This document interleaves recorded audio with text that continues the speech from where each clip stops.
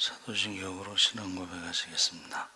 전능하사 천지를 만드신 하나님 아버지를 믿사오며 그 외아들 우리 주 예수 그리스도를 믿사오니 이는 성령으로 잉태하사 동정자 마리아에게 나시고 본디오 빌라도에게 고난을 받으사 십자가에 못 박혀 죽으시고 장사한 지 사흘 만에 죽은 자 가운데서 다시 살아나시며 하늘에 오르사 전능하신 하나님 우편에 앉아 계시다가 죄로서 산 자와 죽은 자를 심판하러 오시리라.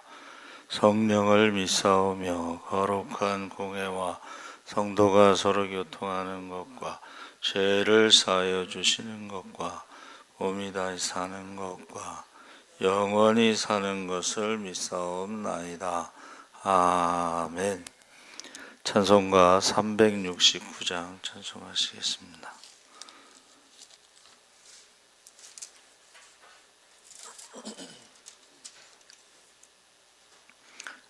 찬송가 369장 찬송하시겠습니다. 죄짐 맡은 우리 구주 어찌 좋은 친구인지 걱정 근심 무거운 짐 우리 주께 맡기세.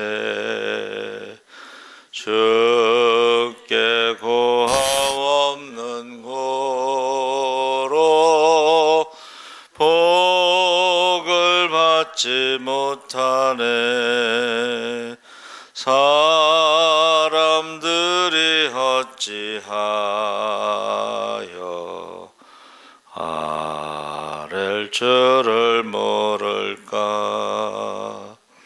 시험 걱정 모든 괴로움 없는 사람 누군가. 부질없이 낙심 말고 기도 드려세.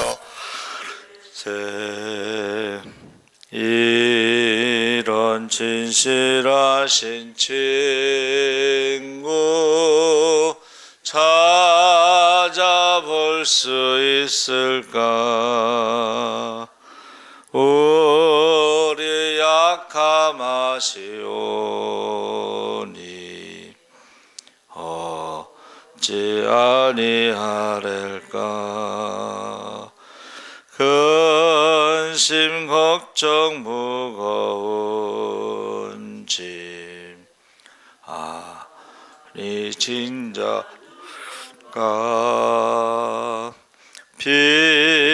피난처는 우리 예수 주께 기도드리세.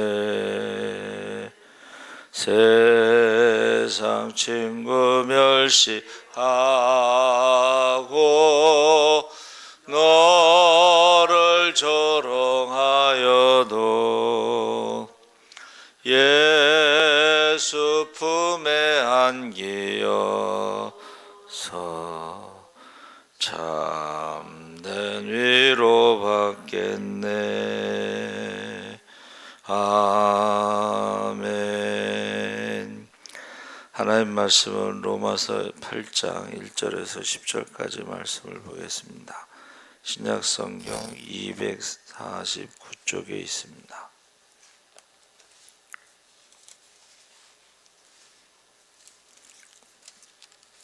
로마서 8장 1절에서 10절까지 우리 다 같이 읽겠습니다. 그러므로 이제 그리스도 예수 안에 있는 자에게는 결코 정죄함이 없나니 이는 그리스도 예수 안에 있는 생명의 성령의 법이 죄와 사망의 법에서 너를 해방하였음이라. 율법이 육신으로 말미암아 연약하여 할 수 없는 그것을 하나님은 하시나니 곧 죄로 말미암아 자들의 죄 있는 육신의 모양으로 보내어 육신의 죄를 정하사 육신을 따르지 않고 그 영을 따라 행하는 우리에게 율법의 요구가 이루어지게 하려 하심이니라.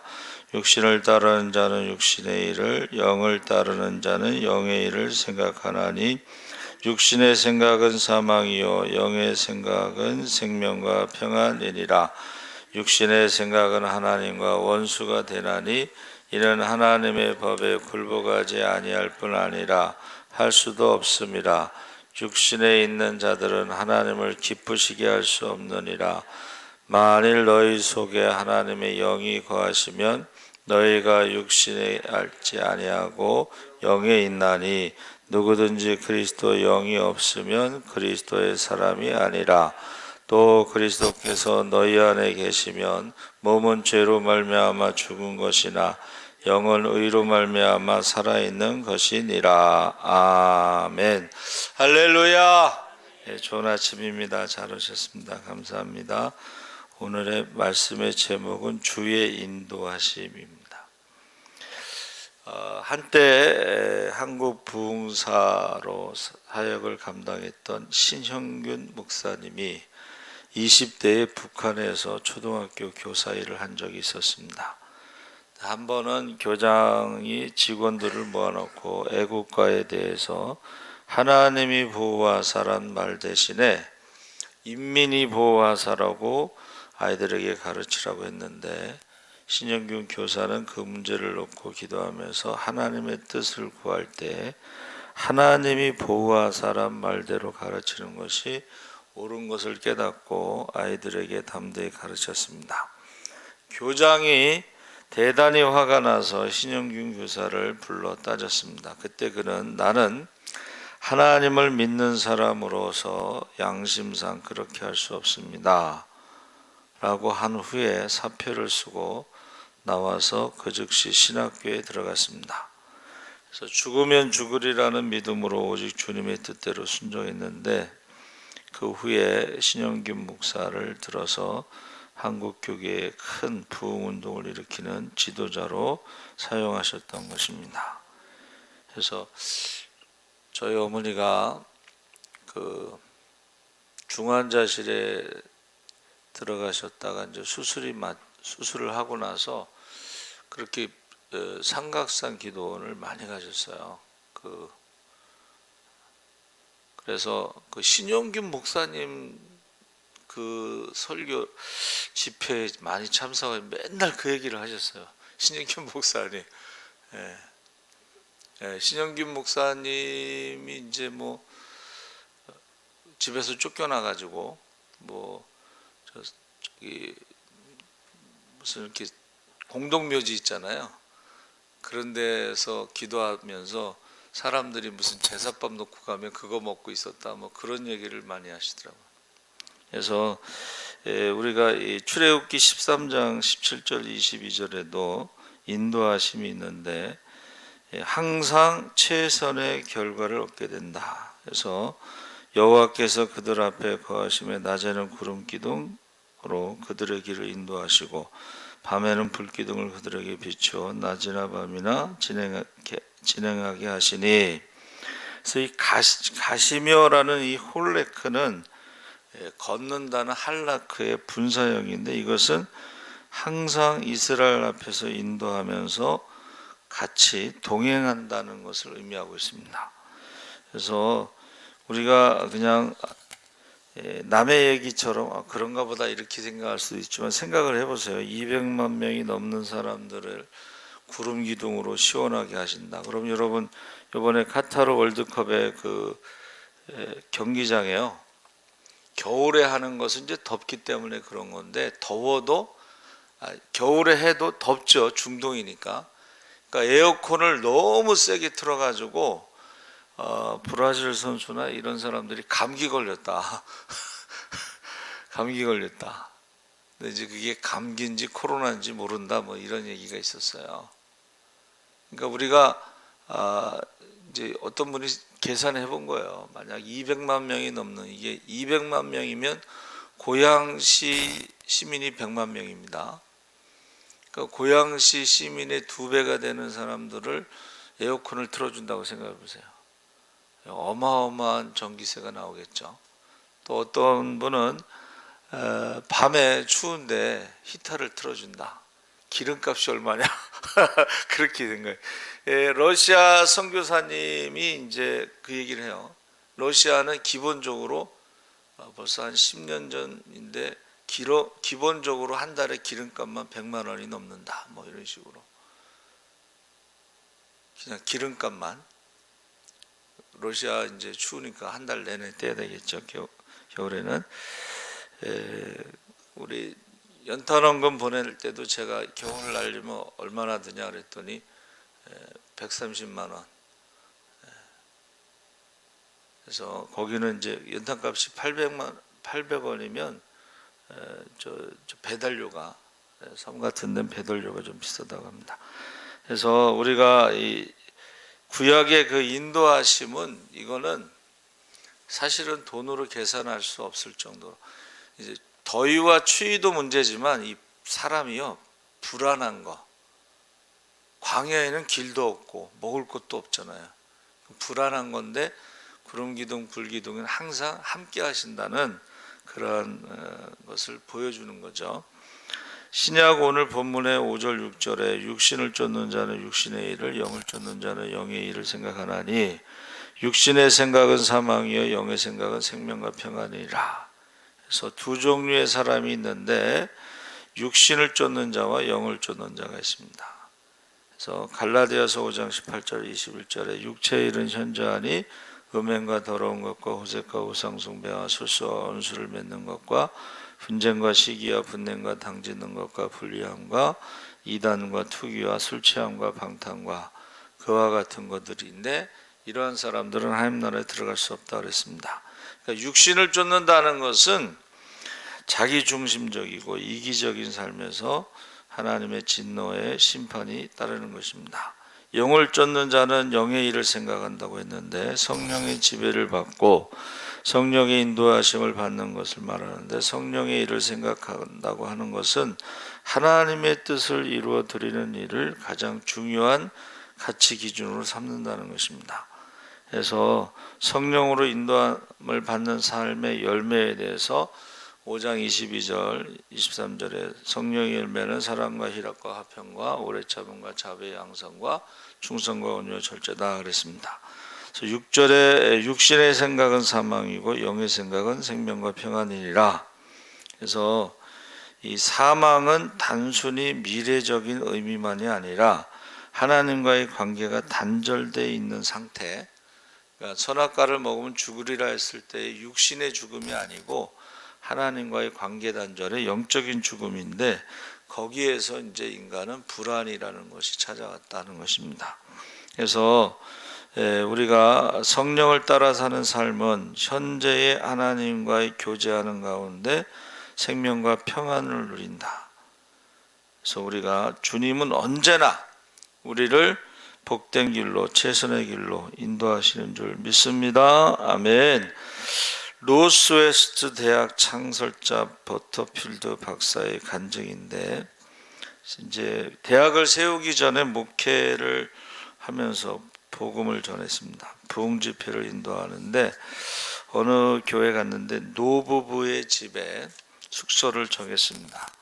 근데 이제 노부부가 좀 음식도 좀 신통치 않고 집도 별로 좋지 않아서 또 침대도 낡고 그래서 교회 직분자들이 집도 크고 넓은 정원에 부유하게 사는 젊은 부부의 집으로 옮길 것을 그에게 권유했습니다.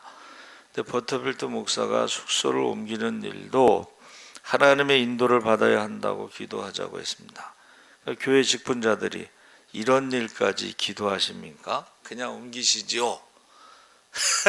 그랬더니 그래도 잠깐 기도합시다 하면서 하나님 젊은 부부가 사는 집으로 옮겨도 됩니까? 아니면 이 집에 그대로 머물러 있어야 합니까? 기도하던 중에 누가복음 10장 7절에 보면 그 집에 유하며 주는 것을 먹고 마시라 일꾼이 그 삭슬 밟는 것이 마땅하니라. 이 집에서 저 집으로 옮기지 말라. 그러니까 전도 여행을 가서 어느 집에 들어가면 평안을 빌고 그 집에서 그 동네에서 전도 끝날 때까지 머물러 있으라, 이제 그 말씀이잖아요. 그래서 이제 이곳에 여장을 풀었고 불편한 점이 있더라도 집회가 끝날 때까지 머물겠습니다.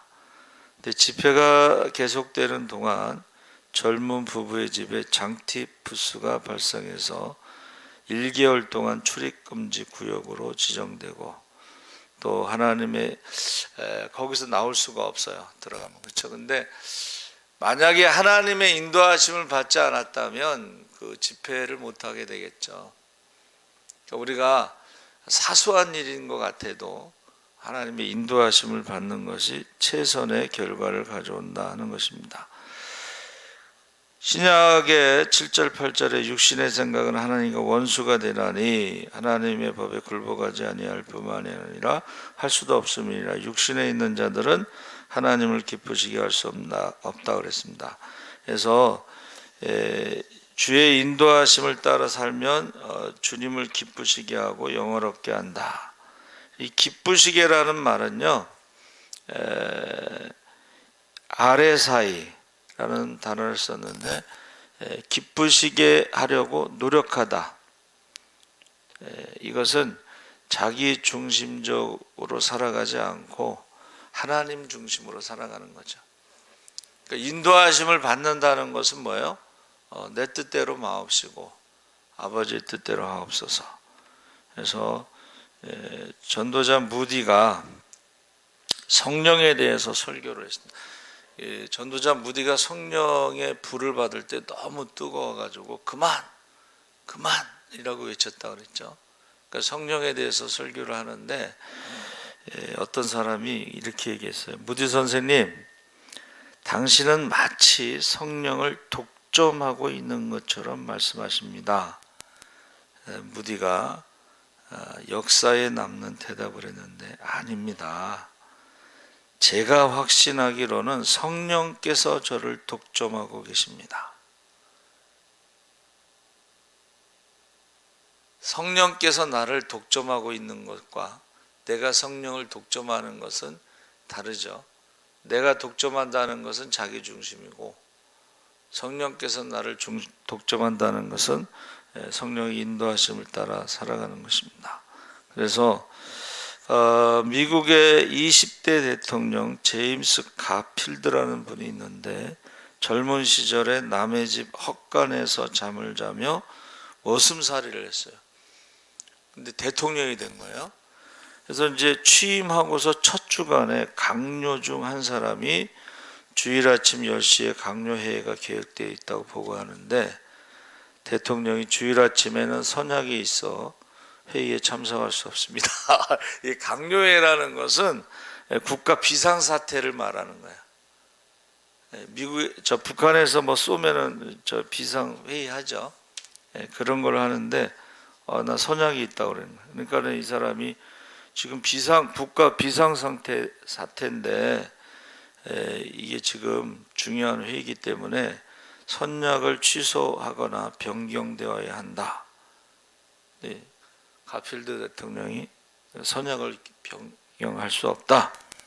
답답하잖아요, 강요가. 그래서 약속한 사람이 도대체 누군가 알고 싶다고 했더니, 주일 아침 10시 30분은 나의 사랑하는 주님을 성전에서 뵙는 시간입니다. 나는 그렇게 하기로 오래전에 주님과 약속을 했습니다.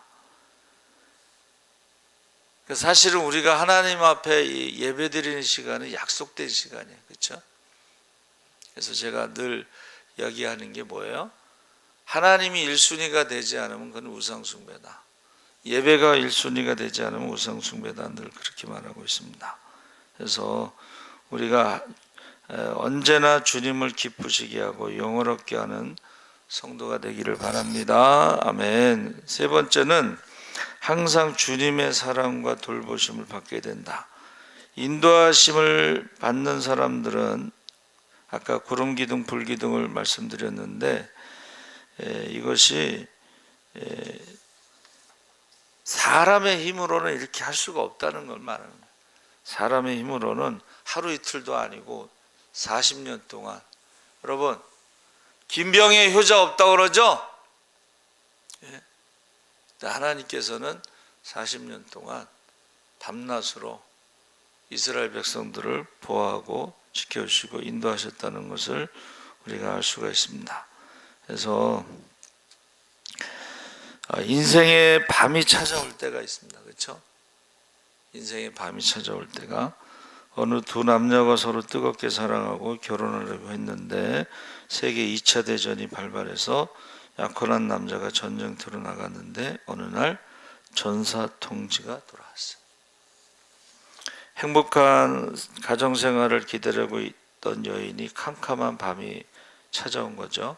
그래서 너무 아픈 가운데, 고독한 가운데 몇 날 밤을 새우다가 그냥 약혼자를 따라서 죽기로 결심했습니다. 그래서 비가 몹시 내리는 어느 날 밤, 여인이 바바리 코트를 걸치고 우산도 쓰지 않은 채 다리를 걷다가 소용돌이 치며 흐르는 강물로 뛰어내리는 순간 누가 그녀의 발을 붙잡았어요. 깜짝 놀라서 쳐다보니까 플래시를 든 다리를 지키는 사람이었어요. 그렇게 비를 맞으면 춥지 않습니까? 다리 끝에 사무실이 있으니 거기 가서 차를 들면서 몸을 녹이십시오. 여인은 이제 할 수 없이 그를 따라갔고 자초지정을 다 들은 후에 다리지기가요, 여인의 손을 잡고 기도하기를, 하나님 아버지, 여기 길 잃은 주님의 어린 양이 있나이다. 이 마음을 위로해 주시고 평강을 주옵소서. 근데 그 기도를 하는 순간에 여인의 마음속에 고통과 절망의 먹구름이 사라지는 밝은 느낌을 받았어요.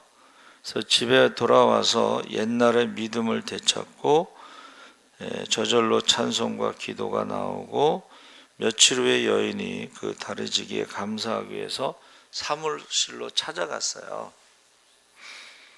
그런데 놀랍게도 그를 아는 사람이 아무도 없었어요.